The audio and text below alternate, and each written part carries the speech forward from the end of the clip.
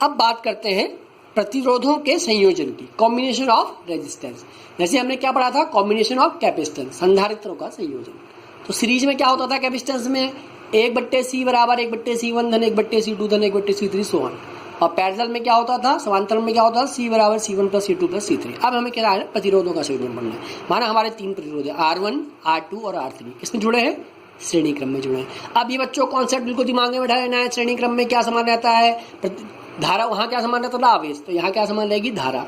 तो जब प्रतिरोध श्रेणी क्रम में जुड़े होते हैं तो धारा समान होती है, विभवांतर अलग अलग होते हैं। तो 3 प्रतिरोध हैं, R1, R2, R3 श्रेणी क्रम में जुड़े हैं, एक बैटरी से जोड़ दिए गए, सेल से जोड़ दिए गए हैं, ए और बी गिवन।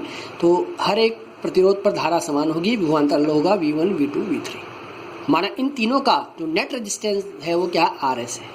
तो मैंने लिखा भी है, देखो धारा समान होती है, विभवांतर भिन्न भिन्न होते हैं। किसमें, कौन से क्रम में, श्रेणी क्रम में। ठीक, अब 3 प्रतिरोध और उनका प्रतिरोध R1, R2, R3 है, श्रेणी क्रम में जुड़े हैं, प्रत्येक पर धारा समान है I। तो कुल धारा विभवांतर क्या हो जाएगा हमारा, जो भिन्न भिन्न होता है उसको निकालते हैं। विभवांतर V बराबर V1 plus V2 plus V3। अब V बराबर क्या होता है, IR। तो I ये हमारा नेट है, तो IRS, V1 IR1, V2 IR2, V3 IR3। IR ऐसे रहेगा, I कॉमन लीजिए, R1 plus R2 plus R3, I से I कट जाएगा, तो RS बराबर R1 plus R2 plus R3। इसका मतलब अगर प्रतिरोध श्रेणी क्रम में जुड़े हैं तो कुल प्रतिरोध जो आएगा, उनका कुल प्रतिरोध उन तीनों प्रतिरोधों में जिनसे बड़ा प्रतिरोध होगा उससे बड़ा प्रतिरोध आएगा। जैसे एग्जाम्पल बताऊं, हमारे पास 2 ओम, 3 ओम और 4 ओम के 3 प्रतिरोध हैं। तो अगर वो श्रेणी क्रम में जुड़े हैं तो कुल प्रतिरोध क्या होगा, 2 धन 3 धन 4, तो 4 और 3 7, 7 और 2 9 ओम उत्तर आएगा। तो 9 ओम क्या है, इन तीनों में सबसे बड़ा प्रतिरोध क्या है, 4 ओम। तो जो कुल प्रतिरोध आया उस प्रतिरोध से बड़ा आता है, मतलब कैपेसिटेंस का उल्टा होता है इसमें। और दूसरा क्रम है समांतर क्रम या पार्श्व क्रम में संयोजन। समांतर क्रम या पार्श्व क्रम में संयोजन है, माना वही 3 प्रतिरोध है, R1, R2, R3, अब किसमें जुड़े हैं, पार्श्व क्रम में। पार्श्व क्रम में क्या अलग होता है, धारा हर प्रतिरोध में अलग जाती है, लेकिन विभवांतर क्या होता है, समान होता है।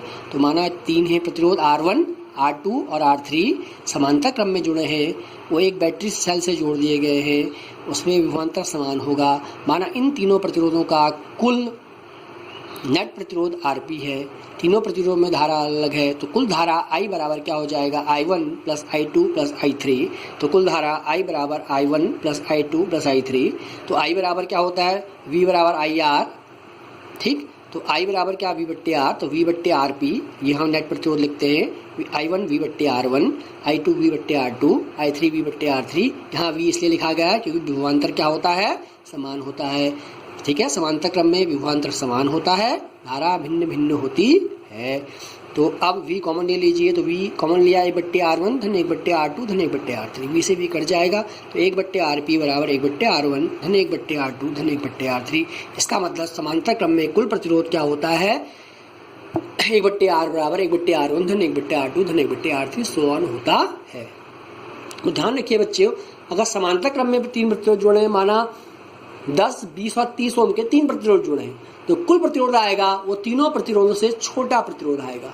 कैसे मैं कह रहा हूँ, जैसे 10, 20 और 30 ओम जुड़े हैं, तो 1/10 धन 1/20 धन 1/30 लॉस हुआ आएगा 30, 10 कम 10 1, 300 लॉस हुआ आएगा 30 नहीं, लॉस आएगा 60, 10 छक्का 60, 20 3 60, 30 दूनी 60, 6 2 8 और 3 11, 11/60 उल्टा करेंगे 60/11, 60/11, 11 55, 5 5.5 के करीब आएगा, आप निकाल लेंगे उसे। तो सबसे छोटा प्रतिरोध कितना, 10 ओम का, अब उससे छोटा भी कितना आएगा, 5.5। तो श्रेणी क्रम में जो नेट प्रतिरोध आता है वो बड़े से बड़ा आता है, और समांतर क्रम में जो प्रतिरोध आता है वह सबसे छोटे प्रतिरोध से भी छोटा आता है। तो यह सेलों का संयोजन है।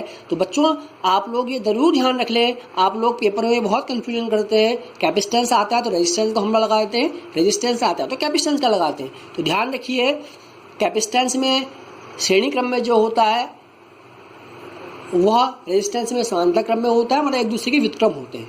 तो रेजिस्टेंस आपने 10 से पढ़ा, आपको याद है, रेजिस्टेंस में सीरीज में R बराबर R1 धन R2 पर R3 होता है, लेकिन संधारित्रों का अगर आप श्रेणी क्रम करेंगे तो 1/C बराबर 1/C1 धन 1/C2 धन 1/3 जो पैरेलल में होता है वो होगा। तो रेजिस्टेंस और कैपेसिटेंस के फॉर्मूले एक दूसरे के विपरीत होते हैं। जो रेजिस्टेंस का श्रेणी क्रम होता है वह कैपेसिटेंस का समांतर क्रम होता है, और जो रेजिस्टेंस का समांतर क्रम होता है वह कैपेसिटेंस का श्रेणी क्रम होता है। ये ध्यान रखिएगा।